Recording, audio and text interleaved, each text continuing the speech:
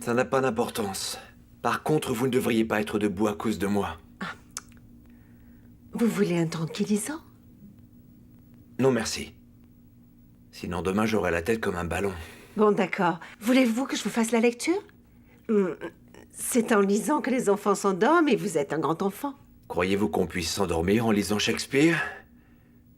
Je ne crois pas que la jalousie d'Othello ou le tourment d'Hamlet puisse me tranquilliser. Comment en savez-vous autant? Je ne comprends pas. Madame, il y a des choses que vous ne savez pas. Et moi, d'autres que je ne sais pas. Racontez-moi où vous avez étudié. Comment avez-vous acquis autant de connaissances? Je ne souhaite pas parler maintenant, j'aimerais dormir.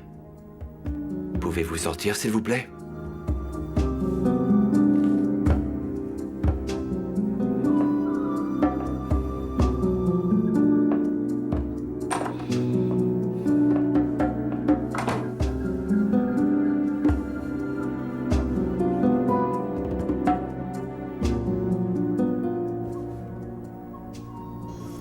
Tu parles sérieusement?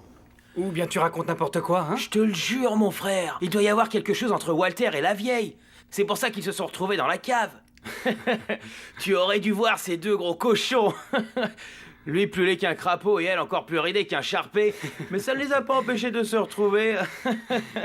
Je ne peux pas croire que Walter, aussi bien que Rebecca, font ce genre de choses, et encore moins dans une cave. Et pourquoi pas?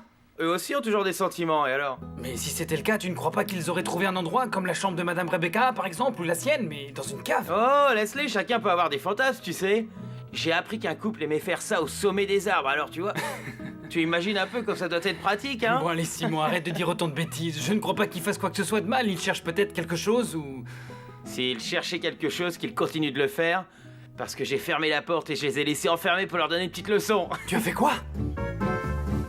Tu vas tout de suite descendre et leur ouvrir immédiatement cette porte, Simon.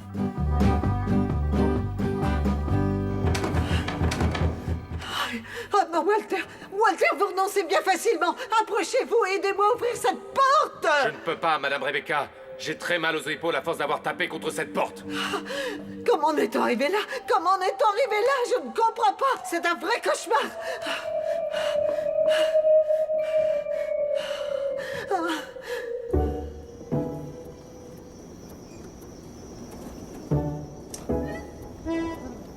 Ah, et si on veut passer toute la nuit ici, Walter, hein?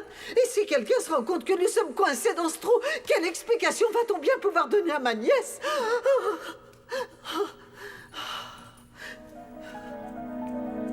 Chut!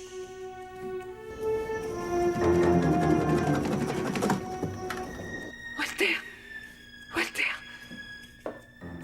Quelqu'un est en train d'ouvrir la porte. Oui!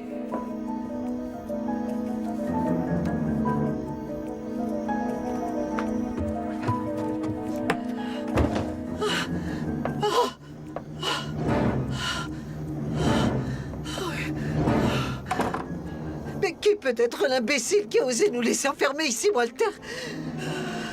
Je me demande qui a pu faire une chose pareille. Et enfin, Madame Rebecca, c'est pourtant pas difficile à comprendre.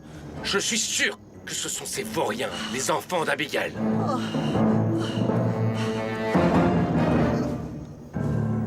Le contrainte, Père Jacobo, mais vous n'y pensez pas.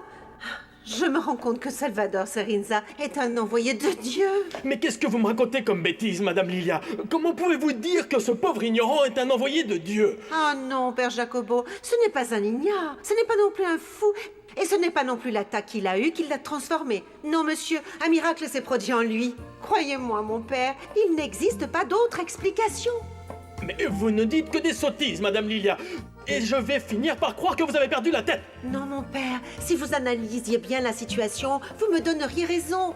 Il est même possible que Salvador ne mente pas lorsqu'il dit qu'il est une autre personne. C'est un envoyé de Dieu, Père Jacobo. Oui, un envoyé de Dieu. L'accident s'est produit près de l'aéroport de cette grande ville européenne. L'avion s'est écrasé au sol à cause du mauvais temps et une panne technique qui n'a pas encore été déterminée. Croyez-moi, Père Jacobo, Salvador Serinza est un envoyé de Dieu. Oui, mon père, c'est un envoyé de Dieu. Un envoyé de Dieu! Mais qu'est-ce qu'elle peut avoir à nous dire, cette femme, dis-moi, hein?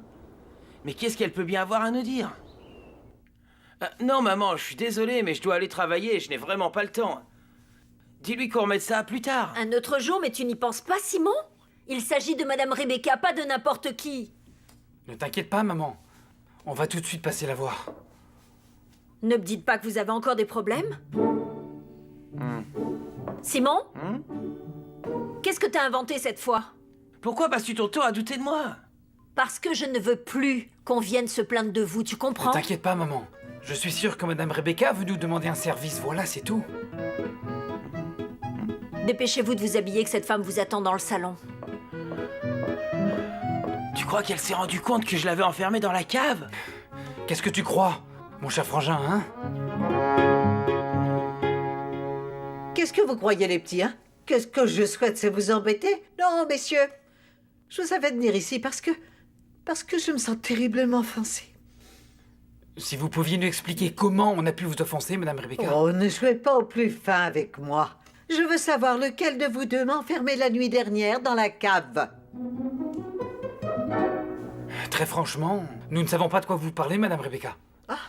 Mais vous voulez dire que vous étiez la nuit dernière dans la cave, Madame Rebecca? Comment ça, dans la cave?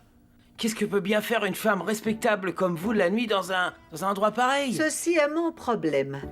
Ce que moi je veux, c'est que vous me disiez la vérité. Non, vous vous trompez, nous n'avons rien à avouer parce qu'on ne vous doit rien, madame. Dans cette maison, personne n'oserait faire une chose pareille. À part vous, qui n'êtes que de petits vauriens. Excusez-nous, madame, mais si vous êtes certaine que c'est nous qui vous avons enfermé, pourquoi n'allez-vous pas le raconter à Madame Isabelle pour qu'elle se charge de mener son enquête? Ah non. Non, pas de question. Je n'ai pas besoin de mêler ma petite nièce Isabelle à ce genre de choses. Je ne veux pas l'ennuyer avec une chose aussi personnelle. Non, je crois que même si c'est personnel, madame Isabelle devrait le savoir. Allons lui parler, et parlons-en aussi aux autres. Parce que n'oubliez pas que dans cette maison vivent de nombreuses personnes et qu'une d'entre elles aurait aussi pu le faire. Ne pensez pas m'intimider en parlant d'Isabelle, c'est compris? Je ne veux pas lui créer du souci. Mais si c'était nécessaire, croyez-moi, c'est sûr je lui en parlerai. Ah bon, eh bien si c'est comme ça, n'en parlons plus. Et allons lui parler, comme ça on saura une fois pour toutes qui a bien pu oser l'enfermer. Oh. Et savoir par la même occasion ce que vous faisiez dans la cave.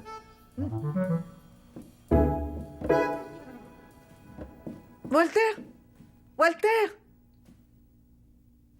Walter? Qu'est-ce qui se passe? Je vous trouve bien nerveux. Ah, il s'est passé quelque chose de terrible et je ne sais pas comment le dire à Madame Isabelle. Aidez-moi, Madame Rebecca. Ça a quelque chose à voir avec hier soir? Non, c'est quelque chose de douloureux, de terrible. Mais expliquez-moi, bon sang! C'est à propos de votre sœur, Nina. Qu'est-ce qui se passe avec Nina? Elle est morte. Elle est décédée dans un accident d'avion.